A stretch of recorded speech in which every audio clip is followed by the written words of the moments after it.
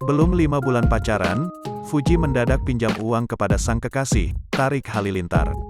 Tak main-main, adik ipar Vanessa Angel itu pinjam uang sebesar 500 juta rupiah secara cash. Selain soal gaya pacaran, mereka juga kerap disorot terkait masalah yang menimpa. Belum lama ini Fuji mendadak pinjam uang kepada Tarik. Di ujung telepon pun hanya hening karena Tarik Halilintar tak mengeluarkan kalimat apapun. Kemudian, Fuji pun mengulang permintaannya kepada adik Atta Halilintar itu. Mengetahui besaran uang yang ingin dipinjam Fuji adalah 500 juta rupiah, Tarik Halilintar pun menanyakan tujuan peminjaman tersebut.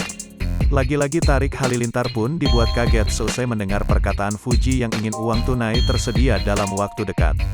Meski merasa permintaan dari pacarnya itu terlalu terburu-buru, Tarik bersedia meminjami uang yang tak sedikit itu. Namun, hal mengejutkan terjadi di ujung video tersebut. Fuji menjelaskan rumah yang ingin dibelinya itu hanyalah hayalan semata. Uang muka sebesar 500 juta rupiah yang ingin dipinjamnya itu pun hanyalah sebuah candaan.